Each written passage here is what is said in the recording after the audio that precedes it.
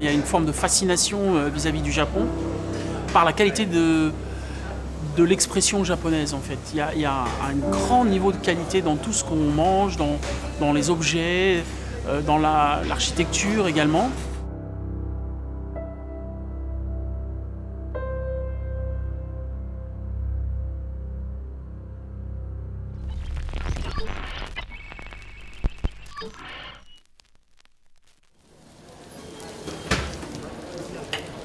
Donc on a cuit les volailles entières pour Hermès en fait.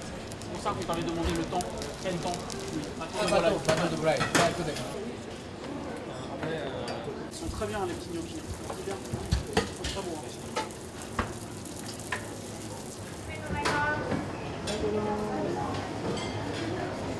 Je m'appelle Éric Trochon, je suis chef de cuisine, cuisinier dans l'âme. J'exerce mon activité de cuisinier, mon métier de cuisinier, ma passion à travers un certain nombre de chantiers, si j'ose dire, en tout cas de projets. Je suis donc ici à Tokyo, responsable en charge de Pirouette pour tout ce qui est de la gastronomie, consultant, mais un petit peu plus que consultant, vraiment investi dans ce projet-là.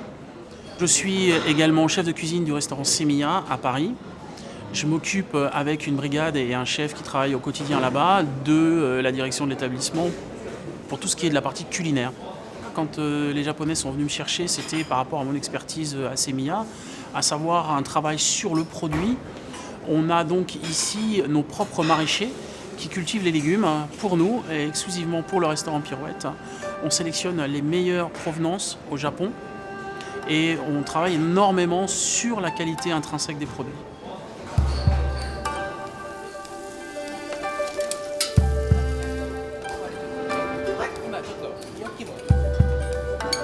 Je pense que le Japon a une influence en général sur la création en France.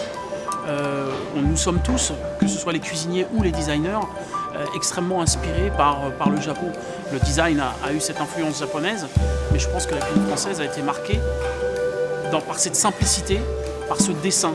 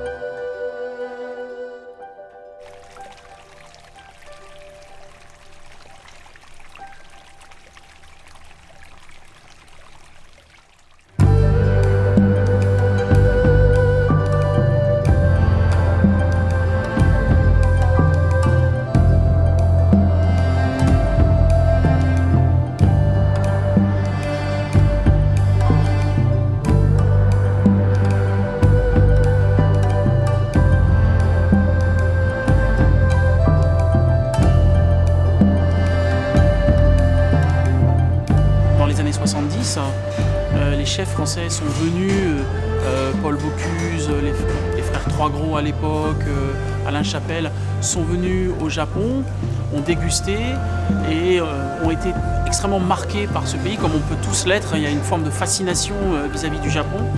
Et les Japonais étaient extrêmement également influencés par notre goût. Et quand ils sont venus manger en France dans les années 70, les premiers stagiaires sont arrivés en cuisine, ce qui les a plus intéressés, c'était de récupérer ce goût français. Et on se rend compte que dans la cuisine japonaise, on n'a pas du tout ce même niveau de goût. C'est autre chose. C'est autre chose. On a un goût beaucoup plus expressif en cuisine française. Et je pense que c'est ce qu'ils sont venus chercher à l'époque avec cette fascination qu'ils avaient.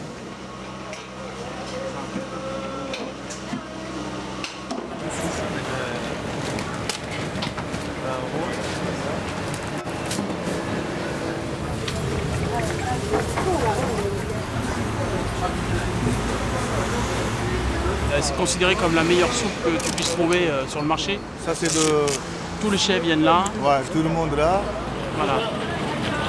Ouais, ça c'est... Joël Robuchon. Robuchon, Christian Lusquer. Bon, tout le monde se mange soupe. Taka, qu'est-ce Oui. qui va rester de Tsukiji quand ça va déménager? Ouais. Est-ce que le petit village autour, ça va rester ou pas? Ici, Ouais. c'est resté quartier ici. D'accord, le Oui. quartier va rester. Ça, c'est là-bas, c'est cassé. D'accord, Mais ici, il resté. d'accord. Ah oui, Ouais. ils vont casser le marché, ils vont casser. Ouais, là-bas, Ouais, à l'intérieur, tout est tout cassé. d'accord.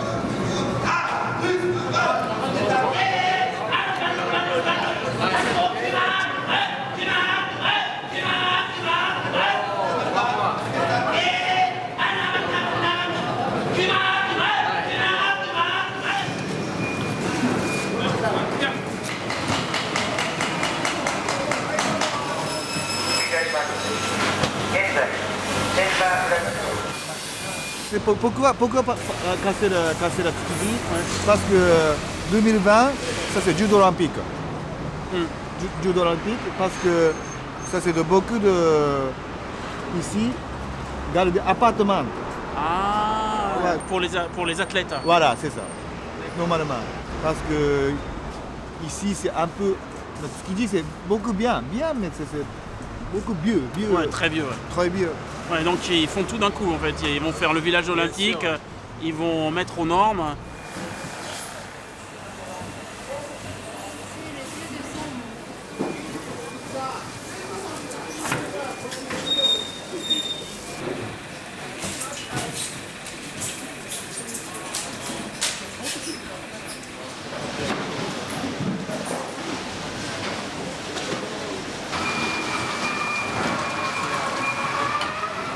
On va y aller, Taka. Ok. Ok. Bon, ça c'est bon. J'arrive, ouais. 10 heures. 10 heures. Ça Bah. c'est marqué. Ouais. C'est marqué japonais. Hein. Ah bon? Marqué Tokyo. Voilà, marqué japonais, donnez un taxi. Ouais, t'inquiète pas. La grande fascination des Français, des chefs français pour les couteaux japonais également. Alors qu'est-ce qui fascine? C'est pas, je crois pas à l'histoire du sabre de samouraï, j'y crois pas trop. Je crois plutôt que les couteaux japonais sont des très beaux objets. Au Japon, les couteaux dans les brigades sont vraiment vénérés. Chaque chef a son couteau. Il est extrêmement malvenu de prendre les couteaux d'un autre chef. Chaque chef entretient ses couteaux. Et la première expérience qu'on peut faire à un apprenti qui rentre, c'est d'aiguiser les couteaux du chef. Et quand il sait aiguiser les couteaux du chef, on commence à lui donner des tâches un petit peu plus conséquentes. Ces cuisiniers japonais, stagiaires qui sont venus dans les brigades françaises, on les voyait tous les soirs aiguiser soigneusement leurs couteaux. Et quand on avait le malheur de leur emprunter un couteau, ils étaient extrêmement véhéments. Et je pense que ça nous a beaucoup marqué. Et nous, jusque-là, on n'avait pas... les couteaux, c'était un outil, mais pas plus qu'un outil. On n'avait pas cette vénération de l'outil. Et je pense que ça nous a beaucoup impressionnés de voir ces chefs et la façon dont ils entretenaient leurs propres outils. Et de là est née effectivement une fascination pour le couteau japonais, l'outil japonais en tant que tel.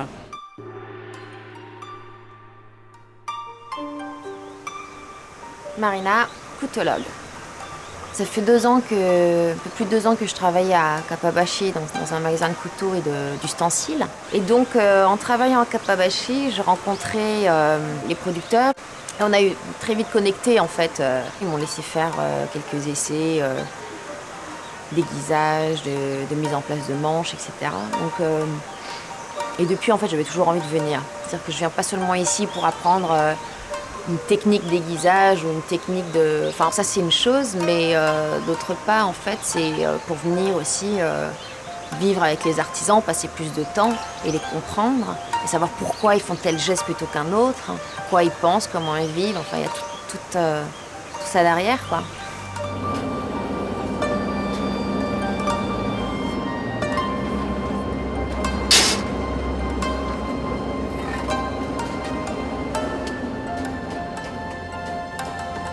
Donc là, on est à Sakai, à Osaka. Sakai, c'est le seul endroit en fait au Japon où on fabrique des couteaux traditionnels, donc un simple tranchant véritable au Japon. Il y a 600 ans d'histoire de fabrication de ces couteaux-là. Pour un couteau à double tranchant, un couteau à simple tranchant traditionnel, ça va être un petit peu différent. Mais dans les deux cas, les étapes sont séparées, c'est-à-dire que c'est pas la même personne qui va fabriquer un couteau du début à la fin.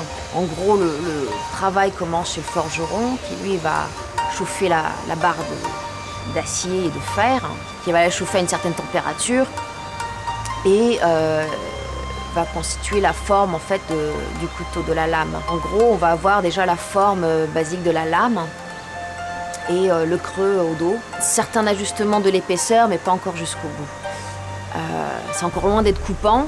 Ça va passer ensuite chez un artisan aiguiseur qui va polir la lame, il va aiguiser, il va mettre un fil en fait sur la lame.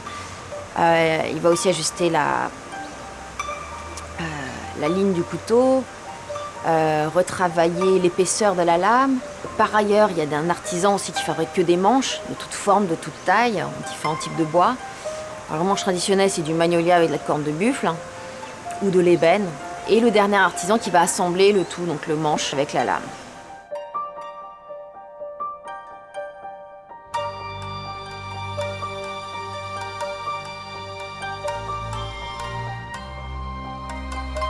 Ça ne va pas complètement disparaître parce que c'est un objet, s'il disparaît, il disparaîtra pas, c'est-à-dire qu'il restera comme objet culturel peut-être.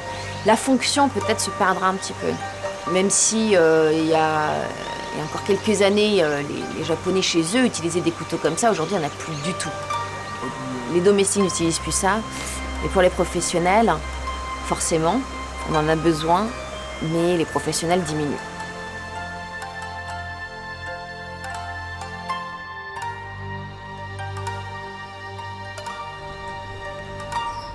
Ça, je crois qu'on n'avait pas vraiment ça en cuisine en France. On avait des couteaux, mais on les négligeait un petit peu. Nous, on avait beaucoup d'outils en cuisine et on n'avait pas des couteaux privilégiés. Et c'est, je pense, depuis l'arrivée des Japonais, qu'on fait attention à nos couteaux, qu'on les respecte, qu'on les aiguise.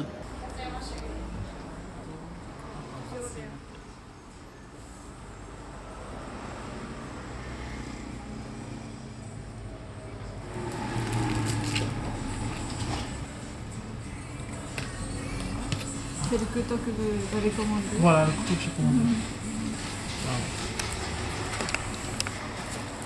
C'est un couteau que j'ai commandé il y a... C'est un couteau que j'ai commandé il y a 4 mois.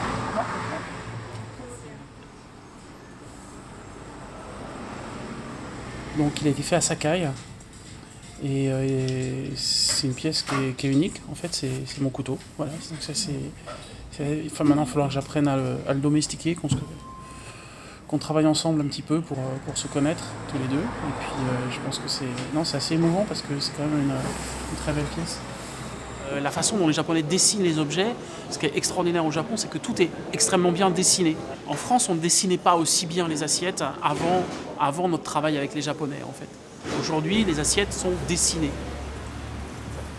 Je pense que la cuisine japonaise nous a apporté une netteté dans le travail. La nouvelle cuisine française coïncide aussi avec les voyages des chefs au Japon. Les premiers chefs qui sont partis dans les années 70, ils ont intégré cette façon de penser japonaise dans leur cuisine et ça a donné cette cuisine un peu éclatée dans l'assiette, comme ça, un peu à la kaiseki. Et je pense que la première influence, elle vient de là. On l'a oublié, mais elle vient de là.